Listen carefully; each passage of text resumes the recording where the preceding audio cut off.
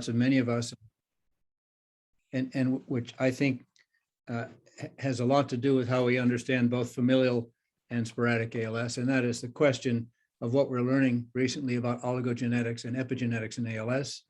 It's striking that really across, I think, medicine in general, there is an inflection point at play in which it becomes clear that Mendelian genetics is, in some sense, becoming saturated with at least respect to the major gene defects in most areas of familial disease. And the question then is, what can we learn by looking at rare variants, either singly or in combination? And what can we also learn if we begin to think about epigenetics? And so in that context, we're delighted to have 4 speakers who will address aspects of this and who will discuss their own work with respect to these questions. The first speaker is Professor Ammar Al-Chalabi, who is a professor of neurology and complex disease genetics at the Wohl Clinical Neuroscience Institute at King's College in London. He's also the chief of the Department of Basic and Clinical Neuroscience, and he's a director of the King's Motor Neuron Disease Research Center. I won't go in detail to all the awards that Professor Al-Chalabi has received for his great work in ALS genetics, but suffice it to say that his work has been preeminent. We're delighted to have him join us today. Ammar, please go ahead. Thank you very much, Bob. And thank you for inviting me to talk at this meeting.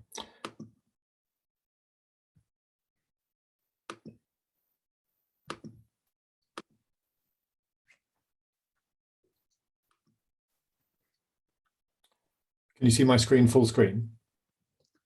Yes. Great, thank you.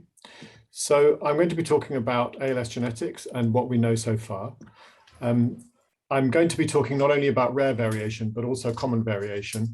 And I'm only going to touch very briefly on epigenetics because I know there are other speakers talking about epigenetics.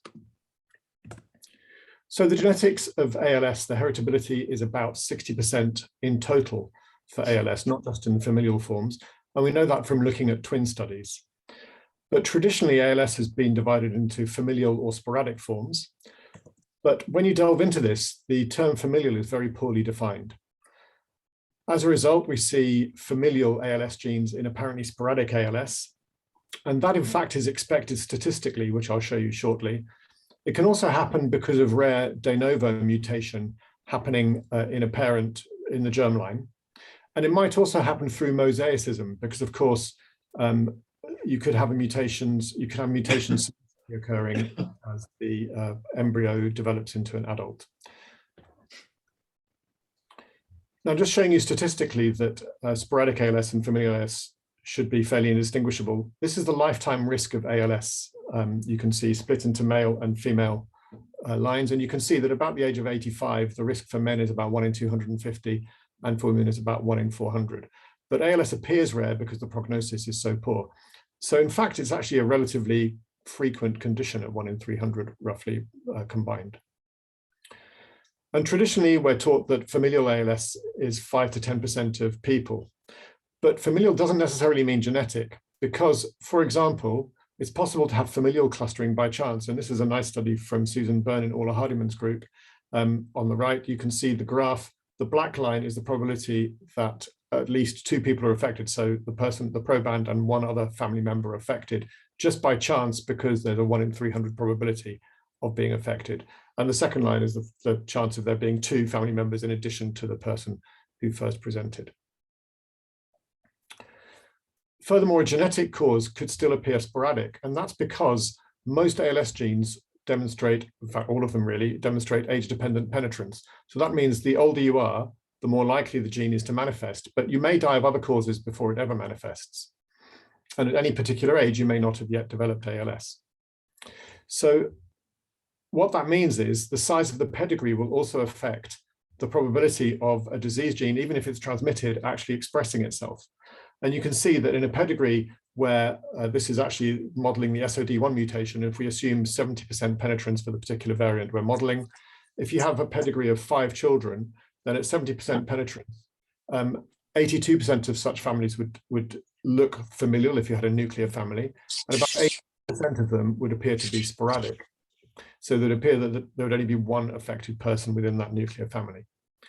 If you have 2 children, on the other hand, then it's a 50-50 chance of whether that family looks apparently sporadic with just one affected, or apparently familial with more than one affected. This is purely a statistical phenomenon, nothing else. We know also that there's a risk to relatives from people with apparently sporadic ALS. So this was a study we did of 1,500 people seen between 1990 and 2006. And we went through our records, and for every single person we'd seen in clinic, we examined whether subsequently another family member was affected with ALS when the first person had no apparent family history of ALS. And the lines you can see there, the gray line is the lifetime risk of ALS manifesting. So it's only coming down to a 1 in 300 chance by the age of 85. The black line is the probability of another person being affected when one family member was affected. Now, it looks dramatically different, but actually, if you look at the y-axis, I've broken it so it actually stops at 0.95 proportion unaffected and should carry on several meters down the y-axis. This is just zoomed into the very top. So there's really almost no difference in practical terms between the 2 groups of people, the people where there's no family members affected and the people where there's one family member affected. But in technical terms, there's about an 8 times increased risk. It's a bit like if you buy 8 lottery tickets, you've technically increased your probability of winning the jackpot 8 times, but in practice, you still won't win the jackpot. Here, you've increased the risk to an individual of 8 times of developing ALS, but in practice, it makes no difference. And the person will still have a 98% chance of not developing ALS. Now, a further complication is what counts as a family history. This is a study again by Susan Byrne from Orla Hardiman's group, where she surveyed neurologists specializing in ALS with a series of pedigrees and asked them which they thought demonstrated familiality. And you can see pedigree A, sorry, if you look at pedigree B, where there's 3 affecteds, including siblings and an offspring, not everybody thought that showed familial ALS. And if you look at pedigree H, where there's 2 fourth cousins affected, only about 11% of people still thought that looked like familial ALS. So there's no consensus as to what counts as a family history. And finally, we don't even know which diseases should matter. So we now know that we should ask a family history of frontotemporal dementia, for example, but what about Parkinson's disease or dementia or depression or even schizophrenia? And there's now increasing evidence that a family history of multiple sclerosis might be important. So actually defining what is familial is surprisingly difficult, and is not really a very clear distinction between familial and sporadic for all of these reasons. It makes more sense to really talk about genetic ALS, which is what we really want to know about. Now, in familial ALS, we know that the onset is several years younger than in apparently sporadic ALS. And that might be because of ascertainment bias, because if you know you have a family history, you're going to be more aware of any symptoms and therefore go through the system quicker. And one way you can address this is by looking at the people with apparently sporadic ALS.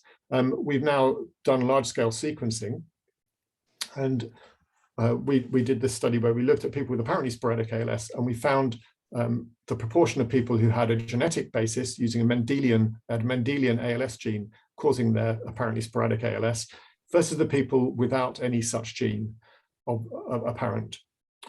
And if it's an ascertainment bias, then we should expect the familial group to have a younger age of onset, even from the apparently genetic group of people with no family history. And alternatively, if it's a genetic basis, we should find that the apparently genetic sporadic patients should have a lower age of onset than the people with no family history and no genetic basis. So when we do that study, we can show that the people with apparently sporadic ALS and a genetic basis have no difference in their age of onset from the people with the family history and a genetic basis. But if you compare them with the people with a non-genetic basis of their sporadic disease, they do have a younger onset. So that tells you the burden of disease genes, that actually Mendelian disease genes lower your age of onset, even though they're risk genes. And that's what you'd probably expect from various models of how we know disease happens. Looking at the Mendelian disease genes, this is a graph that Professor Brown and I put together back in 2017, showing that there's an exponential increase in gene discovery, with the gene discovery rate doubling roughly every 4 years at the moment. On this graph, the larger the sphere, the more publications there have been for that particular gene. Red indicates apparently sporadic patients having that disease gene variation, and blue is for people with apparently familial ALS. You can see that essentially all of them have red and blue. We've also labeled the gene names based on the pathways that they seem to be involved in. So the green represents protein homeostasis pathway. The purple is for genes involved in RNA binding, and the orange is for genes involved in the cytoskeletal system. So those seem to be the three big groups of pathways involved based on this. But of course, it comes down to what we think an ALS gene is as to whether it should be included in this list. For example, HNRNPA1 from a ClinGen adjudication is probably not. Next lecture, putting me to sleep. Oh, maybe you shouldn't do that just before you I die. can hear someone else speaking. David, Dwayne, if you could please mute.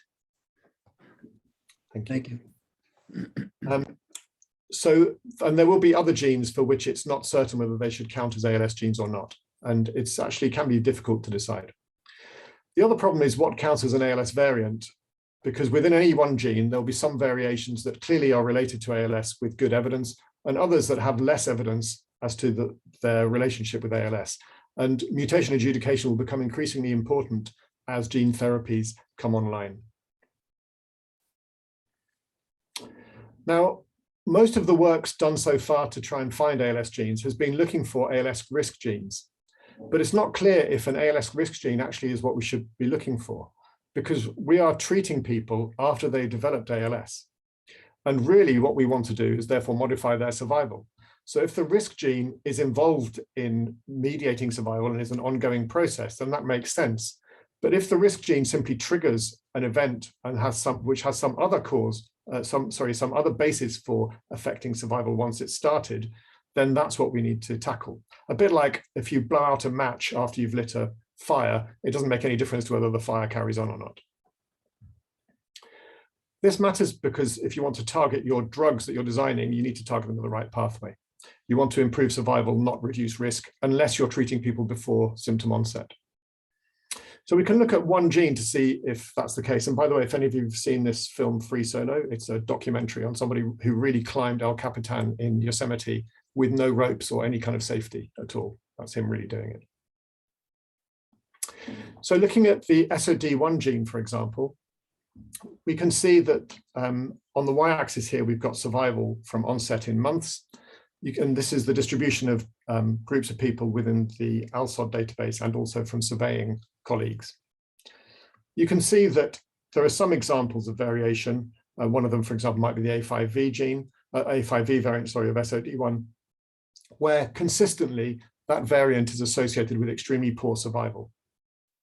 But there are other variants, for example, this yellow one I've highlighted near the middle, where there is a less aggressive course of disease that happens fairly consistently. And there'll be others, such as this one on the right that I've highlighted, where there doesn't seem to be much of a relationship. You can have almost any survival distribution. So that's within a single risk gene, SOD1. We can see that some variants, there isn't a disconnect between risk and survival, and in others there is. So even within a gene, it can be disconnected, which suggests that there might be different mechanisms even for these different variants within the same gene. And that brings us on to what other things might modify risk. So gene by gene interactions or epistasis are very difficult to find in ALS. Part of the reason is that you really do need huge samples to do this. We're only just now getting to that kind of size of sample. One Australian study found that oligogenic ALS, so that's ALS where you've got more than one Mendelian disease gene variant affected, was seen in about 7% of their sample. A Dutch study found TDP43 protein coded for by the ChB gene and C9orf72 mutation in 5 families and 3 people with apparently sporadic disease. A UK study found 14% of people carrying more than one disease gene variant, and those people had survival that was shorter than you might expect. And a Chinese study found 3%. So it seems to be a fairly consistent thing that it's possible for people to have more than one ALS gene causing their disease.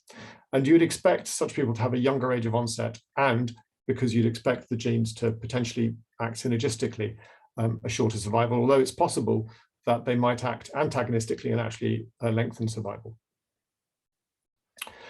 You can also have a similar kind of situation within a gene. So for example, SOD1 compound heterozygosity has been seen and reported, and the same for optinurin. And both of those cases had more rapid disease than expected, but it's not clear really whether only one of those variants would have been sufficient to cause disease. So far, we've been talking about single nucleotide variations, which might be rare or common, but actually structural variation can also be seen. So this was a study which is just in press at the moment, where we looked at 25 ALS genes, actually the ones I showed you from that graph earlier, in 6,500 whole genomes.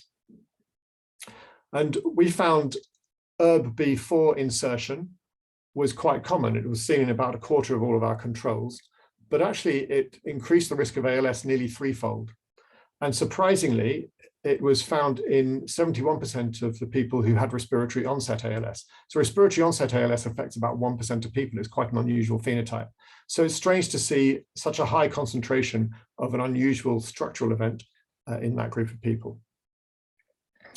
We also saw inversion in the VCP gene. That also is quite common in controls, occurring in about a third of controls, but it doubled the risk of ALS roughly, and also was seen in about half of the people with bulbar onset of their ALS.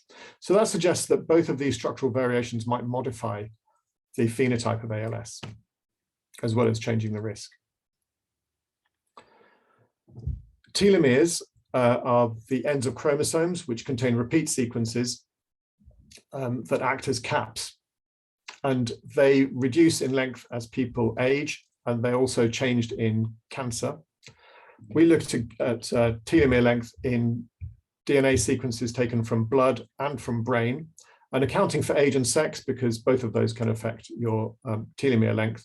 We found that people with ALS had slightly longer telomeres than expected, which is what you normally see in somebody who's younger rather than older. That was validated when we tested it in brain, and actually we've done the study a third time and we still see the same effect.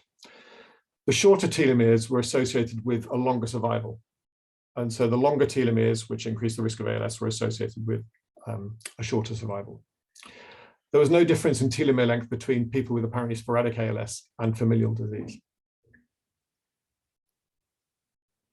So both telomeres and structural variations there are acting not without such a large effect as a rare Mendelian variant, but more with a small effect. And the best way to find small effects is to look in association studies. So this is a genome-wide association study that's just been completed. It's actually in press at the moment, but there's the preprint available on medRxiv. So this was looking at 27,000 people with ALS and 111,000 roughly controls, tested for about 10.5 million variants. And you can see the Manhattan plot there. Lots of hits were seen. There were 15 associated loci. 3 of them, which I've just highlighted in red, NEC1, C9orf72, and SOD1, Mendelian disease genes. And 5 of the variants were novel associations not seen before this particular study. I think for me, the most interesting one is the HLA, because that's part of the immune system. One of the things that came out of that study was that there is a shared neurodegeneration risk. So on the bottom half of this triangle, so that if you imagine the triangle split, the bottom half is showing you the genetic correlation between the different diseases. So Alzheimer's disease, corticobasal degeneration, Parkinson's disease, progressive supranuclear palsy, frontotemporal dementia, and ALS. And the top half of the triangle is showing you the p-value, the minus log 10 of the p-value of those associations. It's probably easier to see on the next figure, which is showing you the shared neurodegeneration risk for any particular gene. So for example, the MOBP gene, which is a risk factor for ALS, is also a risk factor for progressive supranuclear palsy, to some extent for frontotemporal dementia, and also for corticobasal degeneration. GAC is a risk factor for Parkinson's and ALS, and HLA, slightly weaker, but is a risk factor for Parkinson's disease and ALS, for example. So there's a number of interesting cross-disease links there, suggesting that there are common features to neurodegenerative diseases, not just unique to each. Neurodegeneration isn't just siloed on its own, although it will of course have unique features that make it different. Now, one of the studies we did at the same time was an epigenetic study, which may be being discussed by one of the later speakers, in which one of the top hits was for the cholesterol pathway.